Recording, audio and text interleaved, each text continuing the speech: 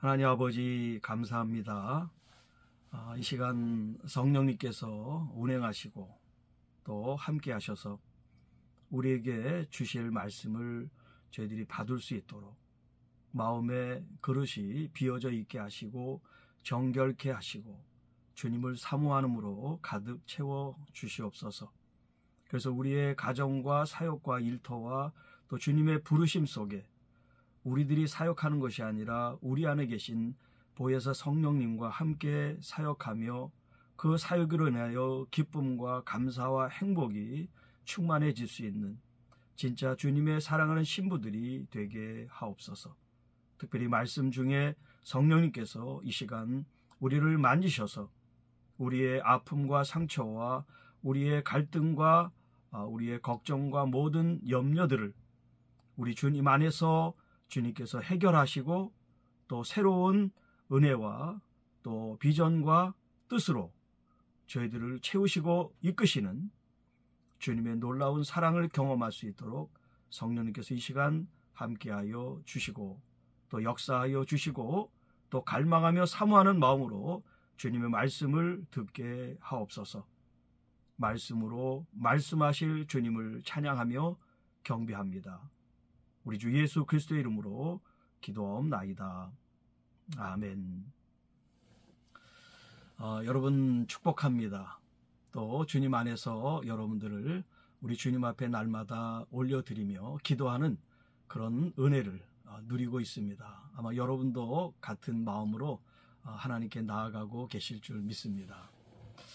오늘 우리가 함께 나누고 싶은 말씀은 아가서 2장 1절과 2절 말씀입니다. 아가서 2장 1절과 2절 말씀 제가 한번 읽겠습니다. 여자들 중에 나는 사론에 수선하여 골짜기에 백합화로다.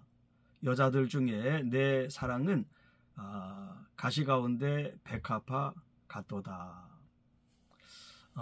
오늘 이 아주 간단한 말씀이에요. 여기 지금 1절은 여자의 노래고요. 2절은 사랑하는 신랑 남자의 노래입니다. 독창으로 되어 있습니다. 먼저 이 사랑하는 여인이 노래를 합니다. 내가 누구입니다. 마치 자기의 정체성을 드러내듯이 지금 노래를 하고 있어요. 나는 샤론에 수선하여 골짜기에 백합합니다. 자, 여기 이제 수선화라고 하는 것은 영어로 이제 로즈 장미로 되어 있어요. 장미. 그런데 그 장미가 어디에 있냐면 샤론, 우리 여기 개역 개정에는 사론이라 그랬는데 보통 이제 샤론이라 그러죠. 샤론의 장미. 그리고 또 골짜기에 백합화라고 말을 하고 있습니다. 여러분은 주님 앞에서 뭐라고 고백하시나요? 자기 자신을 안다는 게 굉장히 중요한 문제죠. 왜냐하면 사람들이 정말 자기를 충분히 잘 알지 못하고 사역을 할 수도 있고 또 사명을 감당한다고 하기도 하니까요. 그래서 영적으로 주님 안에서 내가 누군가 나를 아는 게 굉장히 중요합니다. 영적인 spiritual identity, 자기의 영적 정체성이라고 그러죠. 자, 여기 지금 이 여인은 자신에 대한 정체성을 두 가지로 얘기를 합니다. 하나는 자기는 수선화, 장미라고 얘기하고 그리고 하나는 백합화라고 얘기합니다. 자, 그런데 이 장미 수선화는 어디에 있냐면 샤론이라고 하는 곳에 있어요. 그리고 백합화는 어디 있냐면 골짜기에 있습니다. 자, 여러분은 지금 그곳에 계시고 저는 이곳에 있습니다. 우리가 어디에 살아가고 있고 또 어디에서 하나님의 부르심을 감당하고 있느냐, 그 장소, 부르신 그곳이 굉장히 중요하죠. 주님께서 부르신 곳이 있는데 우리가 그 부르심을 벗어나서 내가 가고 싶다고 해서 하고 싶다고 해서 내가 부르심의 그 자리를 옮기는 건 굉장히 좋은 것이 아닙니다. 왜냐하면 거기에는 내 생각 내 뜻이 있으니까요. 주님의 부르심 앞에 순종하는 게 굉장히 중요합니다. 그런 점에서 여러분들은 다른 누구보다도 그 부르심에 여러분이 순종하여 그곳에 계시는 거예요. 네. 그런데 또 그곳에 계시다고 또 다른 것을 보시고 또 그것이 마음에 안 든다고 또 옮겨야 되는 그런 생각을 가질 수도 있는데, 가급적이면 그러지 말고 주님께서 인도하시는 대로 나는 이렇게 하고 이렇게 해야 되겠다, 그런 이제 미래에 대한 생각을 미리 계획을 갖고 하시기보다 주님께서 나로 하여금 있게 하시는 그곳에 여러분이 있는 게 주님의 부르심 앞에 첫 번째 가장 중요한 여러분의 순종이라고 할 수가 있습니다. 자, 여기 샤론과 그 다음에 골짜기라는 이 장소를 한번 생각을 해볼 필요가 있어요. 장미가 장미인데 이 장미가 어디에 있느냐? 샤론에 있대요. 참 감사하죠. 샤론이라고 하는 것은 광야를 의미합니다. 광야, 넓은 들판, 정말 모든 생명이 살 수 있는 그런 푸른 초원 같은 그런 곳에 바로 이 장미 수선화가 있습니다. 이 샤론, 이 평야 이 안에 하나님께서 주신 생명체가 많이 있겠죠. 꽃들도 많고 나무도 많고.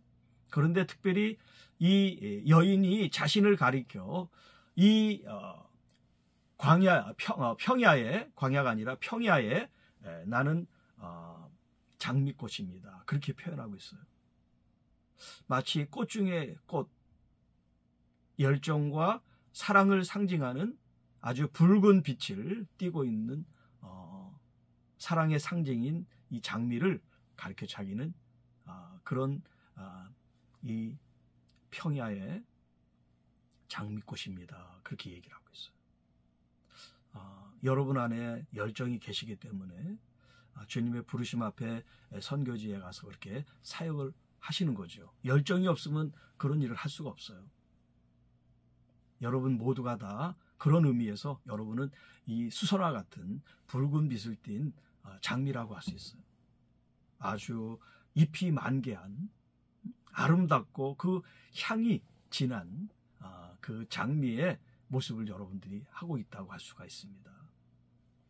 꽃들 중에서 그냥 화려함과 아름다움만을 드러내는 꽃이 아니라 거기에는 예수 그리스도의 이 보혈을 아주 듬뿍 담고 있는, 그래서 아주 붉은색을 띠고 있는 그런 아름다운 장미를 지금 얘기하고 있어요.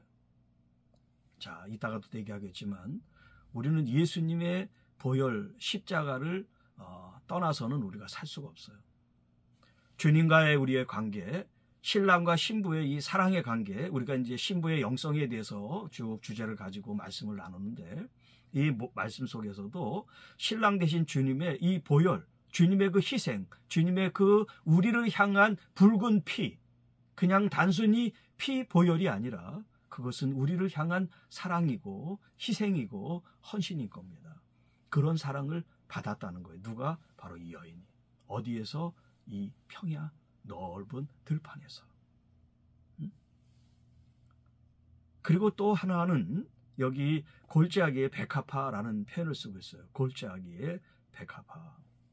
자, 이 백합화라는 것은 특징이, 아까 이 로즈는 불답, 레드라고 하면 이 백합화는 화이트, 순결, 순수, 깨끗함, 거룩함, 정결함을 상징해요. 한 면에서는 열정과 어떤 사랑의 어떤 그런 뜨거운 어떤 모습을 표현하고 있다면, 이 한편에서는 아주 깨끗하고 아주 순수하고 아주 정결하고 거룩한 모습의 신부의 모습을 우리에게 보여주고 있는데, 어디에 있냐면 골짜기에 있다는 거예요. 골짜기. 아까는 평야에 있는데 지금은 골짜기에 있다는 거예요. 자, 여러분, 우리가 순수해지고 정결해지고 거룩해지는 이런 과정이 그냥 되는 게 아니라 마치 골짜기처럼 그야말로 험하고 힘들고 어렵고 그런 환난과 고난의 이런 과정을 통해서 우리들 자신들이 마치 어떤 짐이 벗겨지는 것처럼 세속의 짐이 벗겨지고 근심의 어떤 옷들이 벗겨지는 것처럼 우리가 그런 과정을 통해서 점점 그리스도의 모습, 하나님의 형상인 그리스도의 모습, 부부도 오래 살면 서로 닮아간다 그러잖아요. 우리가 예수님을 깊이 바라보고 그분을 사랑하면 그 주님을 닮아가게 돼 있어요. 그것이 필요한 그 과정을 가리켜 여기 골짜기라고 얘기하고 있습니다. 골짜기를 통해서 우리가 더 순수해지고 더 주님만 바라보고 주님에 대한 어떤 구별된 이 세상과 구별되고 나의 욕망과 욕심이 아닌 순수한 마음으로 주님을 사랑하는 모습으로 우리가 더 나아가게 된다는 것을 이렇게 표현하고 있어요. 나는 샤론에 수선합니다. 나는 골짜기에 백합합니다. 이렇게 지금 이 여인이 주님을 향해서 자신의 영적 정체성을 드러내고 있고 또 고백하고 있어요. 이 고백에 대해서 주님께서 응답해 주십니다. 자, 여인 중에 내 사랑은 가시나무 가운데 백합화 같다. 수많은 여인들이 있어요. 여러분 사역 가운데서도 얼마나 사람들이 많습니까? 사역자도 있고 또 일반 평신도도 있고 또 뭐 같은 우리 동포들도 있고 또 그 현지인들도 있고 참 사람들이 많아요. 자, 이렇게 많은 사람들이 있는데 그 많은 사람들 중에 주님이 나를 누구라고 일컫고 인정하느냐라는 거예요. 주님이 나를. 남편이 아내를, 또 아내가 남편을, 또 부모가 자식을, 뭐 목회자가 사역자가 성도가 목회자를 하여튼 여러 관계 속에서 이렇게 우리를 인정해주고 또 우리에 대한 어떤 가치를 높여주는 것은 감사한 일인데 그거보다 더 우선해야 되고 더 중요한 건 뭐냐면 주님께서 나를 어떻게 보시느냐는 거죠. 주님은 나를 어떻게 생각하시느냐라는 겁니다. 자, 여인들 중에 내 사랑은, 지금 예수님께서 사랑하는 신부에 대해서 말씀합니다. 내 사랑은 이라고 얘기합니다. 내 사랑은. 위에 말한 백합한 백합화예요. 같은 백합화예요. 그런데 위에서 이 여인이 얘기할 때는 나는 골짜기에 백합합니다 라고 얘기했는데 이 신랑이 생각하는 이 사랑하는 여인의 백합화는 어디에 있어야 되냐면 가시나무 가운데 백합화라는 거예요. 자, 우리가 남편을 만나고 아내를 이제 신부를 만나고 할 때는 여러분 다 정말 그 좋은 일들, 행복한 일들 그런 걸 꿈꾸고 서로 장래를 약속하고 시작하잖아요. 그래서 처음에는 어렵지만 점점 나아질 어떤 그 부부 관계라든가 또 자녀를 통해서 뭐 이런 걸 꿈꾸지 않습니까? 그러니까 힘들어도 이제 열심히 가족을 위해서 희생하는 건데 그게 시작이잖아요. 서로 힘들게 어렵게 살자고 만나서 부부가 된 사람은 아마 없을 거예요. 지금은 어려워도 우리가 더 좋은 세상을 바라보면서 꿈꾸면서 나가자 그렇게 하겠죠. 그런데 예수님이 당신의 신부를 위해서 하시는 말씀은 뭐냐면 가시나무 가운데 있어야 되는 백합화라는 거예요.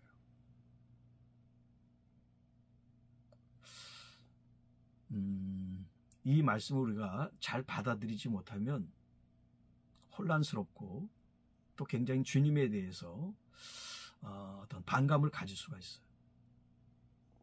왜 그러냐면 어떤 사랑하는 남편 또 약혼자가 내 신부감이 아프고 힘들고 고통 속에 있기를 바라는 사람이 어디 있겠어요? 그런데 예수님은 그걸 원하고 계세요. 그래야 된다는 거예요. 성경에는 많은 시험들, 또 고난들, 역경들에 대해서 피하라고 그러지 않죠. 그것을 기쁘게 여겨라. 정금같이 그런 연단과 훈련을 통해서 우리가 정금같이 될 것이다. 뭐 그런 말씀들이 참 많이 있습니다. 그런데 정말 고난 속에 있을 때 그 말씀들이 얼마나 위로가 되고 힘이 될까요? 뭐 여러분들에게 자세히 얘기하지 않았지만 제 고난과 그런 아픔 속에 있을 때 그런 성경 말씀을 저는 한 번도 생각해 본 적이 없어요. 솔직하게. 모르겠어요. 여러분들은 고난이 있을 때 그 말씀을 묵상하고 이기셨는지 몰라요. 그런데 저는 제가 말씀을 몰라서가 아니라 저는 저의 삶을 포기했기 때문에 그런 역경 고난을 잘 견디면 그 다음에 다음 스텝, 그래서 하나님이 이렇게 사용하실 것에 대한 기대감이 없었기 때문에 좀 다른 경우이긴 합니다만은 어쨌든 간에 저는 고난과 고통 속에 있을 때 그런 말씀을 붙잡지 않았어요. 붙잡을 수가 없었죠. 왜냐하면 저의 삶에 대한 기대가 없었으니까. 계속해서 마지막을 향해서 나가야 됐기 때문에. 그러나 저처럼 모두가 다 그렇게 생각하는 건 아니니까요. 이 고난을 잘 극복하면 좋은 날이 올 거다. 하나님의 말씀을 붙잡고 정말 열심히 주님을 의지하며 승리하는 그런 많은 우리 사역자들도 계실 거예요. 자, 그런데 주님께서 여기서 말씀하시는 것은 우리가 고난과 고통을 잘 견디면 그것이 끝이 나고 그 다음에 고난 끝 행복 시작. 우리가 지금 바라는 건 그거란 말이에요. 그런데 죄송하지만 주님 그게 아니에요. 끝까지 가시나무에 백합화라고 얘기하세요.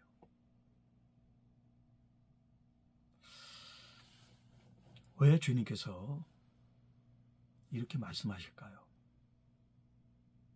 왜 우리가 이 가시나무 속에 백합화가 되어야 될까요? 자, 이제 그 이야기를 좀 나누도록 하겠습니다. 왜 가시나무인가?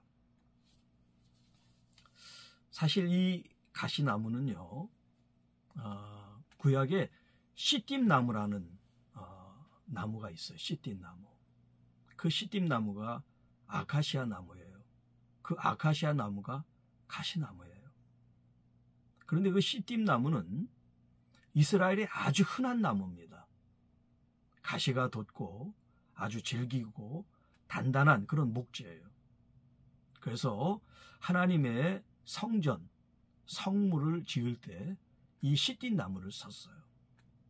그런데 이제 성경에는 조각목이라고 이렇게 표현을 번역을 해놨는데 그 나무가 시띠임나무예요. 그리고 그 나무가 가시나무고 아카시아 나무예요. 그러니까 이스라엘 사람들에게는 이 시띠임나무, 가시나무가 아주 흔하고 잘 알고 있는 나무예요. 그런데 그 잘 알고 있는 흔해 빠진 그 나무가 어디에 썼냐면 하나님의 성전을 짓는 목재에 썼어요. 물론 그것만 쓴 건 아니죠. 백향목도 많이 쓰고 그랬는데 백향목은 좋은 부분에 쓰여진 나무고 이 시띠임나무는 좋지 않은데 힘이 들어가는데 사용을 했어요. 왜냐하면 견고하고 단단하니까. 자, 목재로 사용하기 위해서는 가시를 제거해야 돼요. 가시를 제거하지 않으면 하나님 앞에 이런 조각목으로서 판재로서 쓸 수가 없어요. 하나님 앞에 되어지기 위해서는 오늘 우리가 있는 이 가시가 제거해야 되는데, 제거되기 위해서는 어떻게 되냐면 찔림이 필요해요. 그냥 되는 게 아니에요. 그냥 기계로 그냥 축축축 자르면 되겠지만 그런 의미가 아니에요. 손으로 하나하나 다 제거를 해야 돼요. 손에 많이 찔리기도 하고 아픔을 당하고 피도 나야 돼요. 그런 과정을 통해서 하나님의 성전에 이제 조각목처럼 목재로 쓰였어요. 그리고 예수님께서 십자가에서 바로 이 가시관을 쓰셨어요. 그리고 예수님이 이 머리에 피를 흘리셨어요. 자, 여기 지금 이 가시나무는 이스라엘 사람들에게 어떤 의미냐면 죄와 저주를 상징합니다. 죄와 저주를 상징하는 게 바로 이 가시나무예요. 그래서 창세기 3장 18절 보면 땅이 이제 저주를 받을 때 사람이 죄를 져서 이 땅이 하나님의 저주를 받죠. 그래서 가시와 엉겅퀴를 내게 됩니다. 이건 사람에게 축복이 아니에요. 이건 사람들에게는 저주의 상징이에요. 그래서 갈라디아 3장 13절에 그리스도께서 우리를 위하여 저주를 받은 바 되사 율법의 저주에서 우리를 속량하셨으니 기록된 바 나무에 달린 자마다 저주 아래에 있는 자라 하였느니라. 이렇게 말씀하세요. 나무에 달린 자마다 저주 아래에 있다. 여러분, 이스라엘 유대인들이 왜 예수님을 메시아로 믿지 않느냐, 여러 가지 이유가 있지만 그 중에 중요한 이유 가운데 하나가 바로 이 부분이에요. 하나님의 아들이 어떻게 나무에 달려 죽을 수가 있느냐? 그건 하나님의 저주를 의미하는데, 하나님의 저주를 받은 그 사람이 어떻게 하나님의 아들이 될 수 있느냐? 이것 때문에 유대인들은 예수님을 메시아 하나님의 아들로 믿지 않습니다. 자, 그런데 우리는 어때요? 예수님이 하나님의 저주를 받아서 십자가에 지신 게 아니죠. 우리가 당할 저주를 예수님은 담당하신 거예요. 그런데 유대인들은 그걸 모르는 거죠.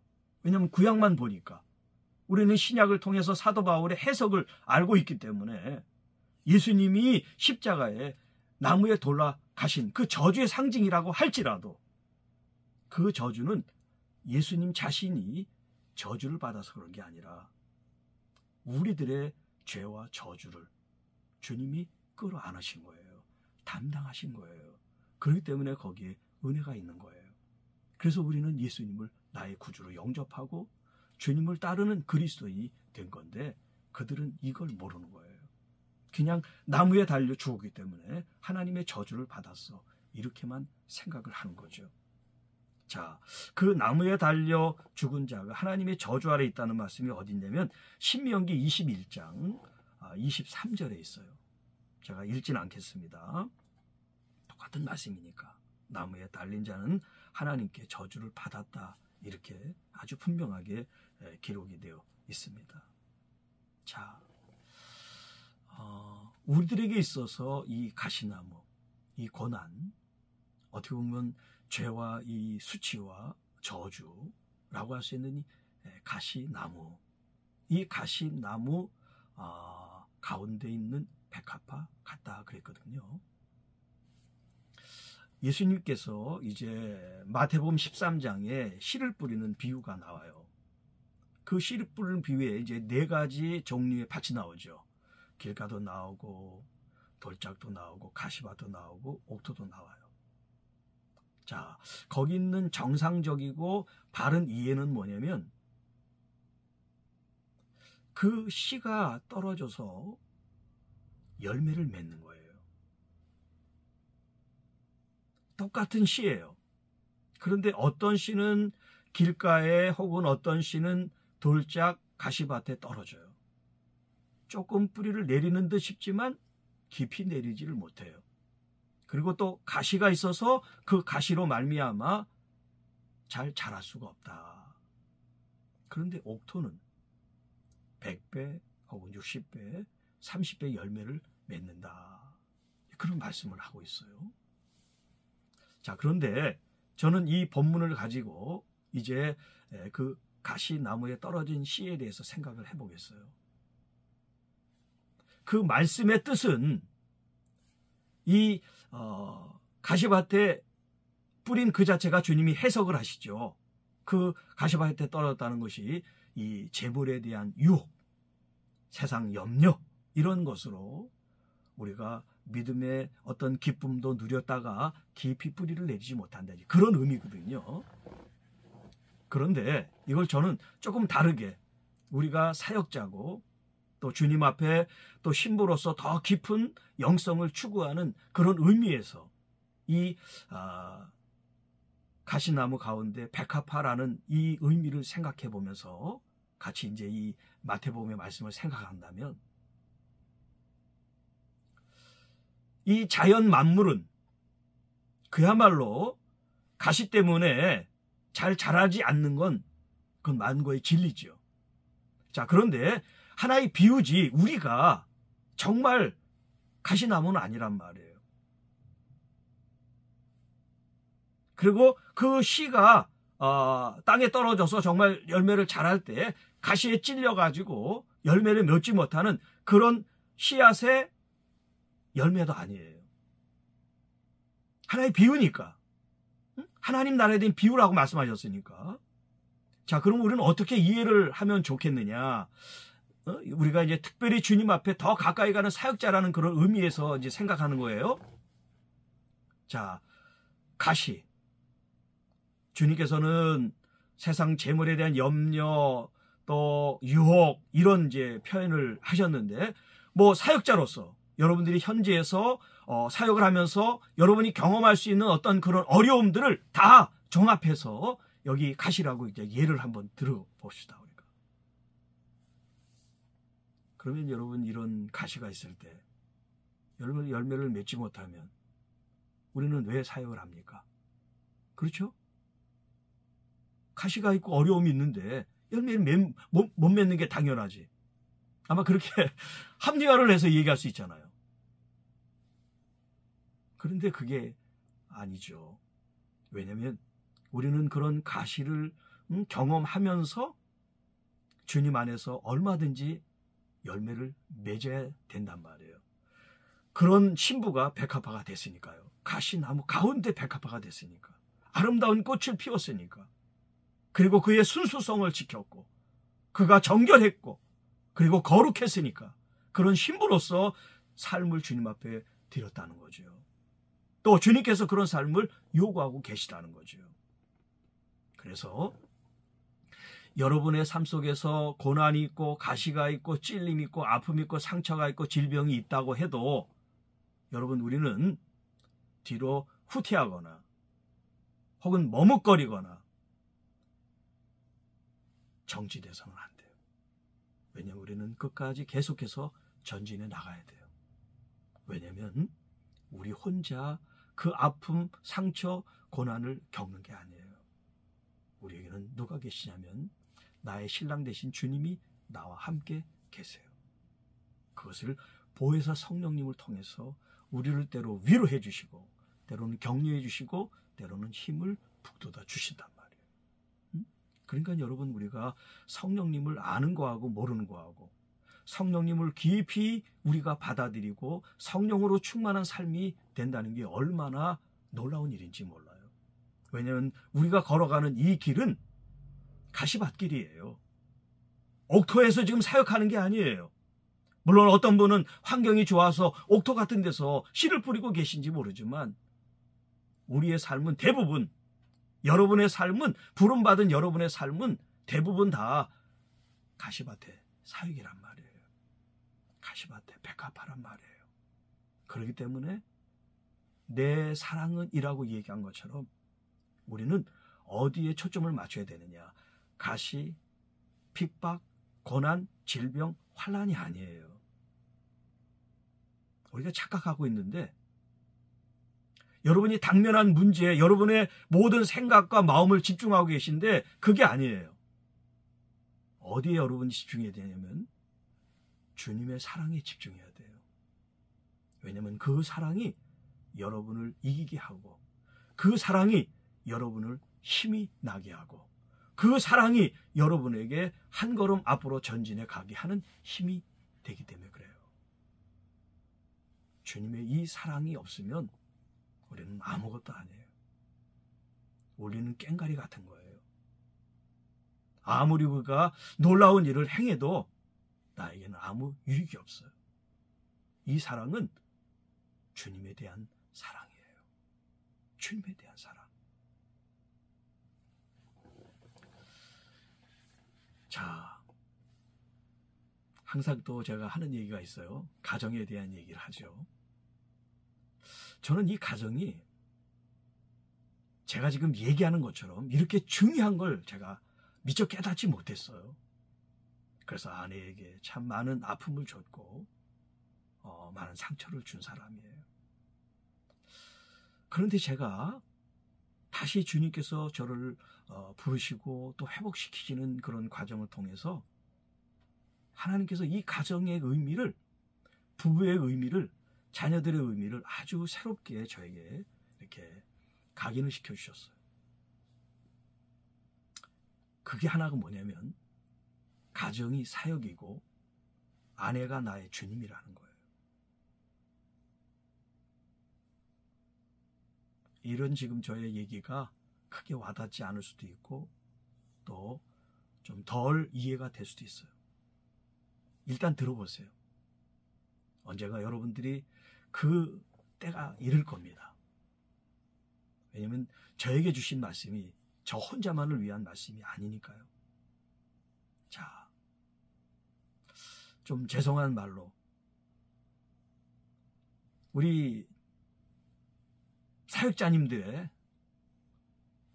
부부의 그 어떤 그 모습들 어떠세요?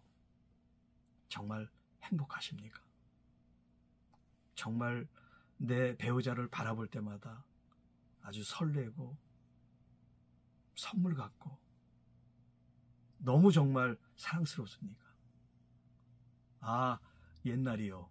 과거에는, 신혼 때는, 또 어느 순간엔 그랬는지 모른다라고 얘기할 수도 있어요.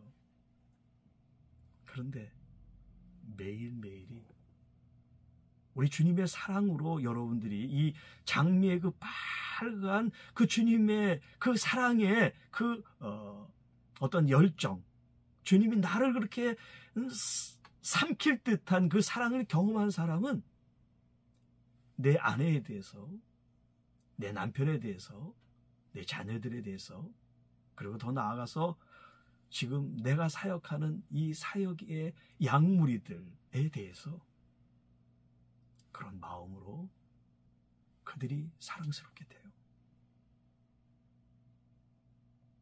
주님은 사랑하는데 내 가까이 있는 아내나 사람들에 대해서는 소원한 게 아니에요. 오히려 더 깊이 사랑하게 돼요. 오히려 더 나를 희생하면서 더 다가가고 싶은 그런 마음을 하나님이 주세요. 왜냐하면 이게 진짜 사역이니까. 이게 진짜 주님이 원하시는 내 사랑아. 주님께서 우리를 사랑하시는 그 사랑의 모습이기 때문에 그래요. 주님은 나만 사랑해라. 나만 사랑해라. 라고 하는 그 말씀이 주님만을 위한 사랑이 아니에요. 주님을 사랑하는 그 사랑이 내 아내, 내 남편, 내 자녀, 내 부모, 형제, 내 교우들, 이웃들, 이 현지인들에 대한 사랑을 말하고 있어요. 그렇기 때문에 이 가시나무, 이 가시나무는 빨리 제거해야 될 대상이 아니에요. 이것은 사도 바울이 그랬잖아요. 3번 이 가시를 좀 제거해달라고 기도를 했다 그랬어요. 그런데 3번이라는 것은 그냥 1번, 2번, 3번을 가리키는 게 아니에요. 이스라엘의 이 숫자의 3의 의미는 뭐냐면 자기가 할 수 있는 최선의 어떤 기회를 다 사용했다는 그런 의미가 되겠어요. 그런데 주님께서 말씀하시죠. 내 은혜가 내게 족하다. 여러분, 내가 가시에 지금 찔리고 있고 또 어떤 아픔과 상처 속에 있다 할지라도 거기에 여러분이 내 마음과 정신을 빼앗기면 주님이 보이지 않아요. 그리고 주님은 기도의 대상이야. 도와주세요. 치료해 주세요. 이렇게 요청만 하게 되죠. 그런데 우리는 이걸 좀 바꿔야 돼요. 여러분들이 더 주님께 집중하고 주님으로 인해서 여러분들의 어떤 그런 영성이 더 깊어지기 위해서는 지금 내가 당하는 이 가시에 초점이 가 있지는 안 돼요. 주님께 초점이 가 있어야 돼요. 나의 주님, 나의 사랑하는 주님께 나의 모든 마음을 집중할 때 이 가시는 있어도 되고 없어도 돼요. 문제가 안 돼요. 제가 이제 한겨울에 청계산에 그 텐트를 치고 있었다 그랬죠. 그 텐트를 치고 그 안에 뭐가 있었냐면 그 여름에 야외에서 까는 은박지 그 깔판 하나 있었어요. 지금처럼 무슨 핫백? 그런 거 없어요. 그리고 그냥 뭐 팍 하나 뭐 이렇게 외투 같은 거 하나 잠바 하나 걸치고 그 한겨울에. 그런데 저는 그 안에 들어가지를 않았어요. 있는데 거기 들어가면 아무래도 밖보다 따뜻하겠죠. 그런데 거기에 들어갈 수가 없었어요. 그렇다고 제가 무슨 자신을 뭐 학대하고 막 그런 어떤 의미가 아니라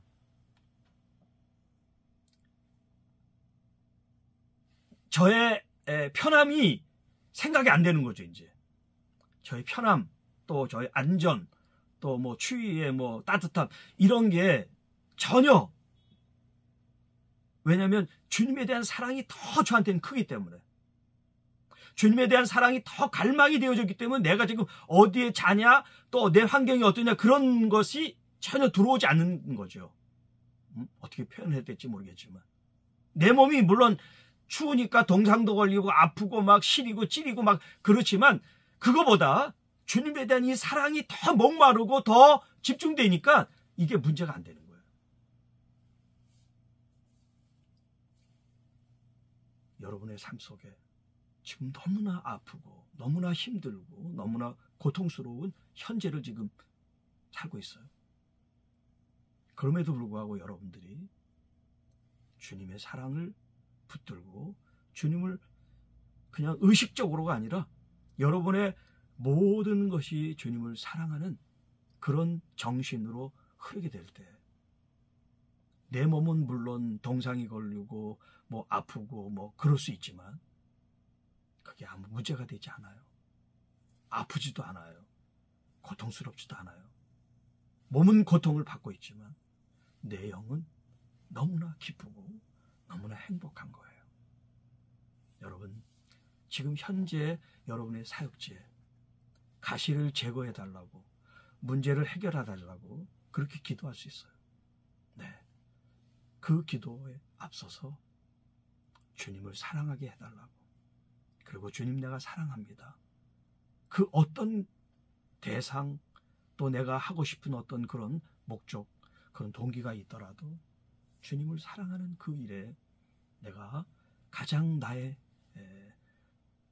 최선을 다해서 최고로, 그리고 내 가장 귀한 것을 주님께 드릴 수 있는 그런 마음을 간직하는 신부, 그 신부가 여기 지금 2절에 말하고 있는 내 사랑은 가시나무 가운데 백합화. 정말 나만을 바라보면서 그 순수하고 깨끗하고 거룩하고 그 아주 사랑스러운 모습을 하고 있는 그 신부를 주님이 지금 원하고 계시다는 거예요. 참 뒤에 내용이 많은데 또 시간이 벌써 50분이 됐네요. 말씀을 여기까지 좀 하고요. 또 더 내용이 있는데 다음에 하든지 뭐 아니면 제가 프린트를 여러분한테 나중에 드리든지 이렇게 하겠습니다. 자, 나는 누구인가 하는 거예요. 나는 누군가, 영적으로 주님과의 관계 속에서. 뭐 사역자도 될 수 있고, 또 목회자도 될 수 있고, 또 뭐 아무개도 될 수 있고, 뭐 여러 가지가 많이 있을 거예요. 그곳에서 오랫동안 사역을 해서 자신의 어떤 위치, 혹은 어떤 자신의 어떤 그런 입지, 아니면 명성, 명예, 뭐 하여튼 뭐 그런 것들이 있을 수 있어요. 그런데 잘못하면 그런 것들이 아주 중요하게 되고, 주님을 사랑하는 일은 내 삶에 없는 것처럼 될 수가 있어요. 얼마나 안타까운 일인지 몰라요. 주님 앞에 우리가 갔을 때 너 무엇하다 왔느냐라고 주님이 물으시면, 네, 저 교회도 개척하고 뭐 의료봉사도 하고 뭐 이렇게 많이, 주님께서 그래, 잘했다. 너 나를 사랑했니? 나를 사랑했느냐? 주님이 물어보시면, 네, 제가 주님을 사랑하니까 그런 일을 했죠. 그렇게 대답했으면 좋겠어요. 그런데 이 대답도 그냥 의례적이고 형식적이고 머리에서 나오는 그런 대답이면 안 된다는 거죠. 주님은 다 아시니까. 나이가 80이 되신 어떤 이제 평신도 선교사님이에요. 우리 여기하고는 상관없는 분이에요. 미국에 있다가 이제 북한 선교를 하시는 분인데, 그분이 이제 그런 얘기를 해요. 자기는 51%가 사역 어떤 일, 거기에 마음이 더 가 있고, 49%는 주님을 생각한대요. 그분이 한 얘기예요.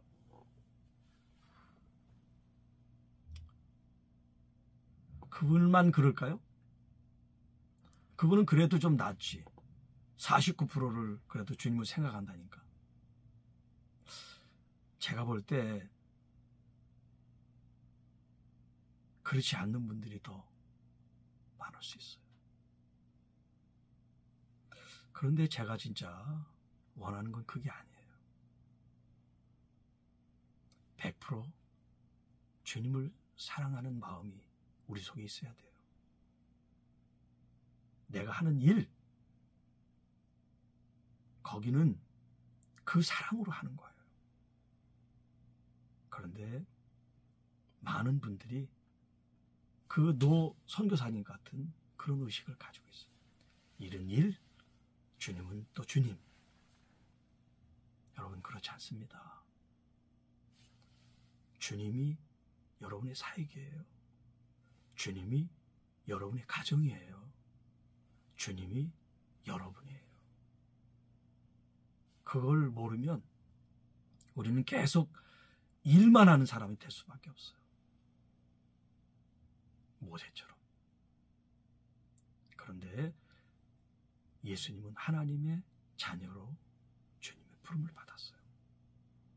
오늘 여러분들이 일하는 일꾼으로 사역의 열매를 주님 앞에 드리는 게 아니라, 주님을 사랑하는 신부로, 주님을 사랑하는 자녀로서, 주님을 사랑의 열매 결실이 주님이 내게 주신 은혜로 성령 안에서 열매를 맺는 그 열매가 주님께 올려질 수 있기를 간절히 바라고, 또 그런 기도하는 여러분들이 되셨으면 좋겠습니다.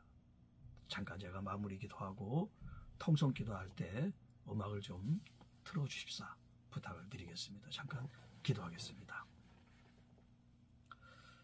하나님 아버지, 감사합니다. 가시나무 가운데 백합화, 오늘 우리의 삶 속에 너무나 가시를 무서워하고 두려워하고 또 싫어하고 빼내려고 하고 있지만, 정작 주님을 사랑하는 일에 우리가 내 마음, 내 정성, 내 온 힘을 다하지 못했음을 고백합니다. 주님의 신부로서 주님을 더욱 온전히 사랑하고 또 주님을 따르고 또 주님이 원하시고 바라시는 그 가시밭길, 십자가의 그 길도 즐거움과 감사와 은혜를 가지고 주님과 동행하며 그 길을 걸어갈 수 있는 우리 모두가 되게 하셔서 우리의 가정이 사역이고 또 아내와 남편이 주님이면 그렇게 사랑하며 축복하며 하나가 돼서 주께서 부르신 이 귀한 사명 사역 잘 감당하여 성령 안에 열매 맺게 하옵시고, 그러므로 하나님께 영광 존귀 돌리는 하나님의 귀한 종들이 되게 하옵소서. 기도 가운데 성령님 우리의 마음에 감화 감동시켜 주시고 또 기름 부어 주시고 또 은사와 능력들이 풀어지는 이 밤이 되게 하옵소서. 우리 구주 예수님의 이름으로 간절히 기도하옵나이다. 아멘.